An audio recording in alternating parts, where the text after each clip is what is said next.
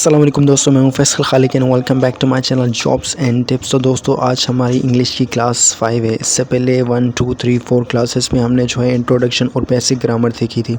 उसके बाद हम आए हैं intermediate grammar and sentence structure पे। तो इसमें हम क्या चीज़ें कवर करने वाले हैं, तो हम इसको क्लास को स्टार्ट करते हैं। इससे पहले अगर आप मेरी पिछली वीडियो देखना चाहते हैं तो वो भी अपलोडेड है, आप चेक कर सकते हैं। Compound and complex sentences. Compound and complex sentence क्या होता है, ठीक है। तो इस दोनों में वैसे तो दोनों हम जो है डिफरेंट सेंटेंसेस को ज्वाइन करते हैं, लेकिन दोनों में थोड़ा बहुत डिफरेंस है। अगर हम कंपाउंड को देखें, कंपाउंड सेंटेंस कंटेन्स टू और more independent classes joined bye अ कोऑर्डिनेटिंग कंजंक्शन। जो कंपाउंड सेंटेंस होता है वो कोऑर्डिनेटिंग कंजक्शन के थ्रू कनेक्ट होता है, ज्वाइन होता है, और उसमें जो क्लासेस होते हैं दोनों वो इंडिपेंडेंट क्लासेस होते हैं।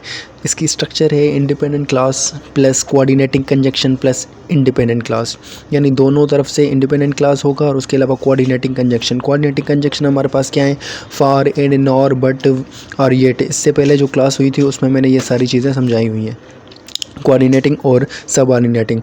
Example, I wanted to go for walk but it started raining, यानी ये दोनों इंडिपेंडेंट है। I wanted to go for walk ये अलग से है, उसके अलावा बट इसको ज्वाइन करता है, लेकिन इट स्टार्टेड रेनिंग ये दोनों डिफरेंट सेंटेंसेस हैं, यानी ये एक दूसरे पे डिपेंड नहीं करते। इट स्टार्टेड रेनिंग भी हम कह सकते हैं I wanted to go for walk, ठीक है।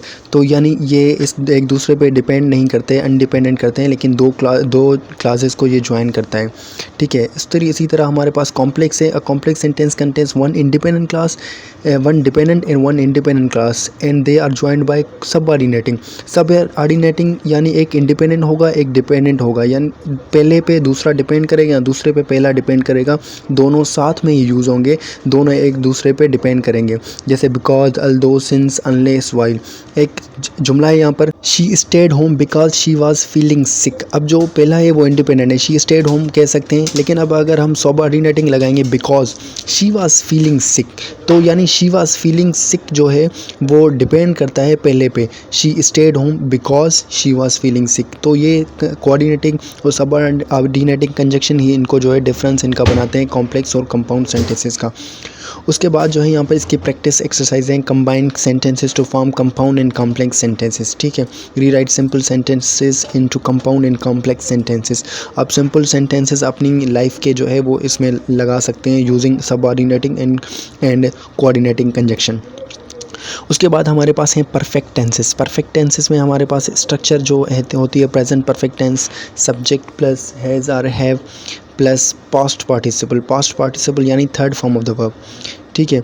तो हैज़ यहाँ पर सब्जेक्ट प्लस हैज़ और have. I have finished my homework, I have finished my homework. तो आई यहाँ पर सब्जेक्ट है, हैव यहाँ पर जो है वो वर्ब है हमारा, हेल्पिंग वर्ब पास्ट के लिए, प्रेजेंट परफेक्ट के लिए। उसके अलावा जो है finished third form of the verb my homework, ठीक है। तो ये प्रेजेंट परफेक्ट टेंसेस है। अब present perfect tense, past perfect tense और जो फ्यूचर परफेक्ट टेंस हैं वो किन कंडीशंस में यूज़ होते हैं, ठीक है। तो हम जो है इसको नीचे आते हैं और इसको देखते हैं कि यहाँ पर जो प्रेजेंट टेंस की, प्रेजेंट परफेक्ट की जो कंडीशंस मेंशन है वो क्या कंडीशंस मेंशन है, उसके अलावा जो है पास्ट की क्या कंडीशंस मेंशन है, और उसके अलावा फ्यूचर की क्या कंडीशंस मेंशन है। तो इसके नीचे आते हैं। एग्जांपल तो हमने देख लिया, आई हैव फिनिश्ड माय होमवर्क, तो थर्ड फॉर्म लाजमी है यहाँ पर। अब इनका यूजेज यानी कंडीशंस क्या है, actions that happened at an unspecific time in the past, ठीक है। Unspecific time in the past अगर हुआ है तो वो परफेक्ट में होगा, प्रेजेंट परफेक्ट में होगा। Actions that started in the past and continue in the present.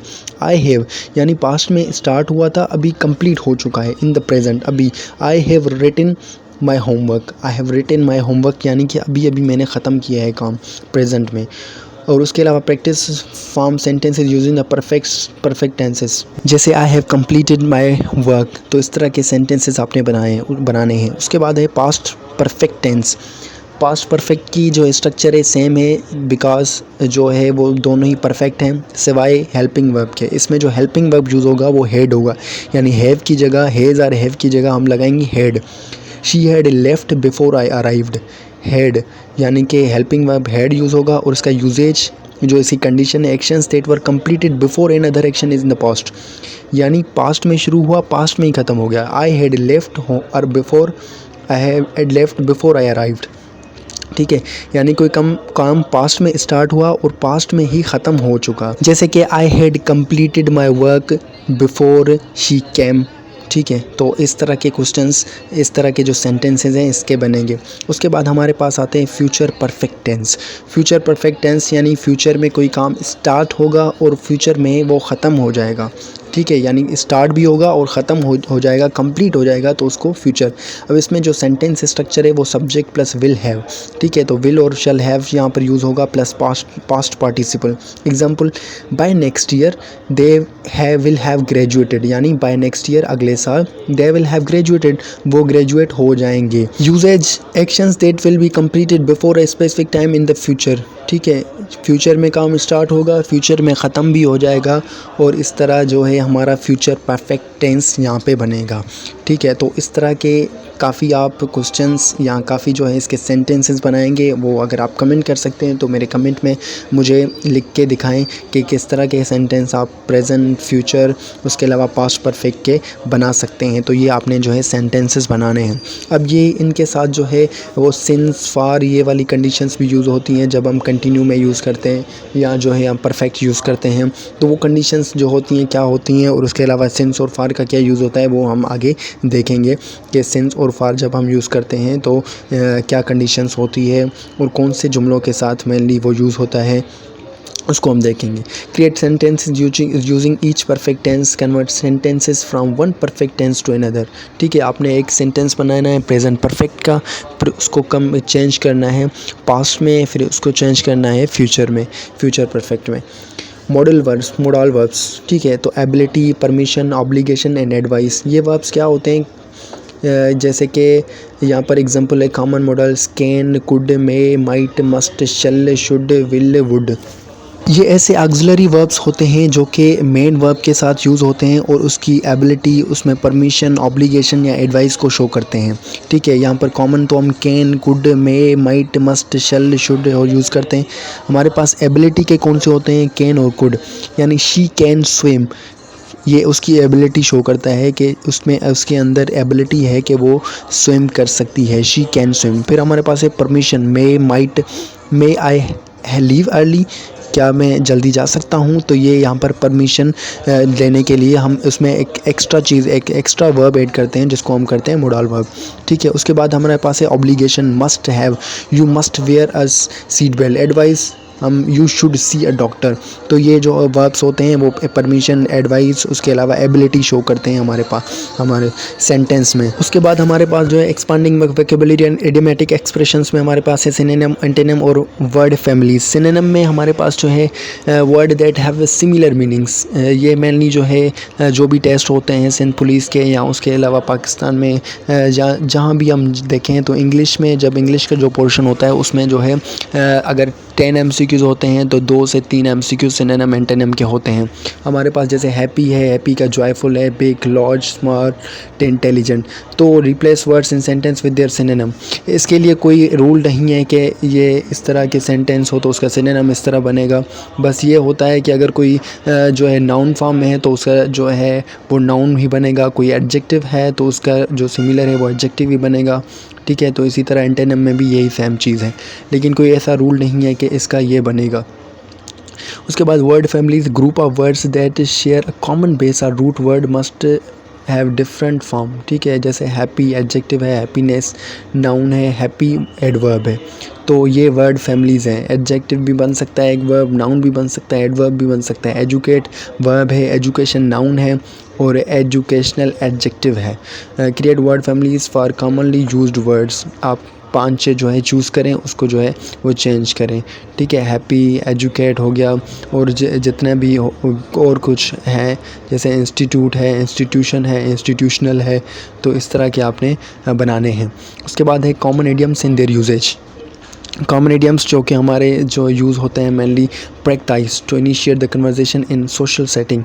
ठीक है। ब्रेक द आइस यानी कुछ इनिशिएट करना, शुरुआत करना। बंदा खामोश बैठा है और अचानक से किसी ने बोला तो उसने समझो ब्रेक द आइस की। Piece of cake something very easy to do, it is a piece of cake for मी।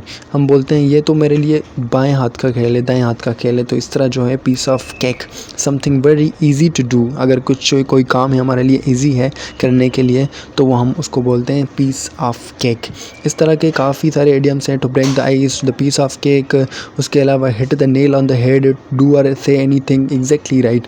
ठीक है, इसके लिए कोई कॉमन रूल नहीं है कि इसका यही होगा, बस आपको उसको समझना है। Hit the nail on the head यानी परफेक्टली जो है किसी चीज़ पे नेल अगर लगता है ऑन द हेड, ठीक है, तो यानी परफेक्ट जगह पे है तो हम इसको जो है अपनी तरफ से एक सेंसेबल अगर हम इंटेलिजेंस यूज़ करें तो हम इसको जो है समझ सकते हैं। उसके बाद हमारे पास जो है कोलोकेशन से word that commonly go together, साथ में यूज़ होते हैं। Collocations are combination of words that have commonly used together, that are commonly used together. ठीक है, make a decision, take a risk, fast food. तो इस तरह के काफ़ी जो है आप और भी जो है अपने वर्ड अपनी तरफ से वर्ड्स बना सकते हैं। तो ये जो आज की क्लास थी इसमें ये चीज़ें थी, इसको आप जो है थारोली देखें भी, सुने भी। उसके अलावा अगर एक दो कुछ क्वेश्चंस आप खुद से बना सकते हैं तो वो बना लें। अगर आपको कोई मुझसे कोई क्वेश्चन हो तो आप कमेंट भी कर सकते हैं। उसके अलावा मैंने व्हाट्सएप ग्रुप की लिंक दे दी है डिस्क्रिप्शन में, तो उस ग्रुप में भी आप ज्वाइन कर सकते हैं और उसके अलावा वहाँ पर सवाल पूछ सकते हैं मुझसे। तो होप की वीडियो आपके लिए इन्फॉर्मेटिव होगी। मज़ीद जो है यहाँ पर वीडियोज़ आइडियाज़ हैं कि किस तरह की वीडियोज़ आप यहाँ से अगर देखना चाहें तो देख सकते हैं, ताकि जो है वो आपको एक आइडिया हो। मेनली मैं रिकमेंड करता हूँ काफ़ी मूवीज़ जो सबटाइटल्स में कुछ कोई इंटरेस्टिंग मूवीज़ जो कि आप देखेंगे तो आपको जो है काफ़ी अंदाज़ा होता है कि किस सिचुएशन पे क्या वर्ड्स यूज़ होते हैं। उसके अलावा परमिशन, ऑब्लिगेशंस और ये सारी चीज़ें भी हमें उसमें नज़र आती हैं। तो होप की वीडियो आपके लिए इन्फॉर्मेटिव होगी। Do subscribe my channel for further informative videos and don't forget to join my WhatsApp group, जिसकी जो है लिंक मैंने डिस्क्रिप्शन में दे दी है। अल्लाह हाफिज़, टिल द नेक्स्ट वीडियो।